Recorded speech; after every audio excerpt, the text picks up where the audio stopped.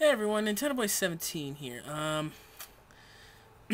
haven't made like a review video for a while, or this could be a blog, I don't know, but I'm gonna review one of my most favorite games on the PlayStation 2, Sphinx and the Cursed Mummy. This is also on Xbox and Gamecube, but reviewing the PlayStation 2 version, please keep in mind. Okay, here's how I think of it. Now, how much do I like this game? Well, let's just say that I really cannot recommend this game enough. Underrated and underappreciated, this game deserves a pickup for any owner of a PlayStation 2, Xbox, or a Gamecube. And here's why. For one thing is that, one, it's a Zelda-esque style adventure with a bit of platforming. And wow, is it blended well. I mean, I am a huge Zelda fan, but I don't go around, like, hating on the clones or whatnot. And for that, I really enjoy this game. I mean, you travel around two cities of Egypt, which is Abydos, which is a small city, and Heliopolis, which is, like, this deserted ghost town-like city, all covered in desert. But anyway, you still explore it. It's pretty huge. The two characters you play as are, well, on the box, Sphinx and Tut. Sphinx is the one who's kind of like Link, who doesn't talk and has a sword and does most of the adventuring. Tut, however, has more platforming and a bit of stealth. And he doesn't really fight. The only time I really found an enemy with Tut was these little bug-like things, and I had to play as Tut on fire and just run into him to kill him, but not really fighting as it is not much enemies, but anyway. The controls for this game actually work really well. I mean, for both the combat and for both characters. Now, and this is all played with the DualShock 2 for the PS2. And one thing I never had a complaint with, now, other reviewers have complained about it, but I haven't encountered a problem with it, is that there's no lock-on. I didn't see a problem without the lock-on. I mean, I know Zelda has had lock-on in the past since Ocarina of Time on the N64, but to me, without the lock-on adds a bit more challenge, and for one thing, I also like the combat without the lock-on better. I mean, and it makes it much harder to hit, not in the bad sense, because, well, the hit detection's just fine, and and you can even do your combo attacks. Like, if Sphinx double jumps, he'll slam his sword into the ground. And if he just jumps once, he'll just do a strike up into the air. It's pretty cool. And, like I said, Tut doesn't fight. The only times where he kind of does fight is where he's on fire and he just runs into some bugs, but anyway. Now, one thing I really like about Sphinx and the Cursed Mummy, and I think it's one of my favorite things about it, is the graphics. From an artistical style of things, it looks really good.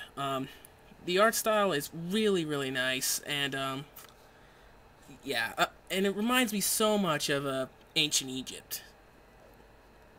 And for the technical side of things, I think other reviewers kind of agree on this, but there hasn't been a lag problem. But I haven't read much on it, but I've encountered a rare glitch. Didn't happen to me. It only happened to me once. Is where, like, say there's a perfect road along the head, Sphinx runs, and sometimes he'll just fall down into nothing. It's a rare glitch I've experienced, but it's nothing too bad to know the game down for it.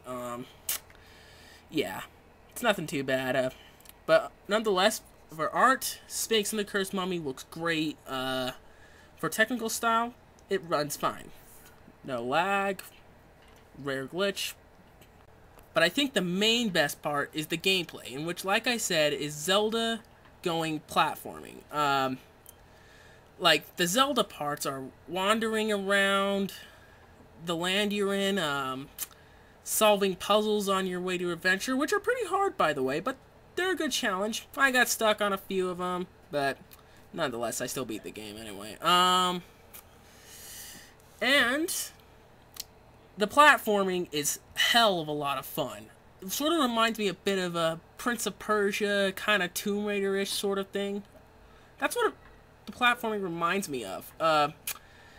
And Sphinx has a bit, I mean, not Sphinx, Tut has a bit of stealth with that invisibility stone you get later in the game. Sorry if I spoiled anything. But anyway, yeah, the adventuring is fun with all the puzzles and in the dungeons and a bit of exploration. And it even has side quests in the adventure. A bit of side quests, like there's one where Sphinx has to donate bugs to a museum, sort of like Animal Crossing. But anyway, and Tut has fun platforming missions as well. Sphinx has it too. Has those platforming segments too, with a bit of combat. But Tut has great platforming segments. Yeah. Now there's one thing that kind of got to me. I'm not sure about everyone else, but it kind of got to me about Sphinx and the Cursed Mummy is saving. Now, don't get me wrong. It saves perfectly fine whenever you get to it. But the main problem is that it's somehow forgettable. I'm not sure how, but to me, I just forget about it easily in this game. For one thing is that I somehow get too immersed into this, like how impressed I am with everything about it, and I want to get to the next part because I love playing it so much. I just forget to save whenever I need to. I don't know why, but it's just forgettable to save for me in that sense. It also kind of doesn't help that in some environments it almost feels like the stone statues are blended into another. I'm not sure how, it really shouldn't, but the saving statues have this orange brightish glow in front of them, like where I'm supposed to save. But sometimes I just forget to see them. Even if they're right near me, I just forget to see them in that sense. Like, I just couldn't find them. Actually, maybe I didn't find them. More like couldn't see them. Sorry about that, Blutter. But anyway. So what would I rank Sphinx and the Cursed Mummy for the PlayStation 2? I would rate it a solid 9 out of 10. All-around fantastic game, and is a must-have for PlayStation 2, Xbox, and Gamecube owners.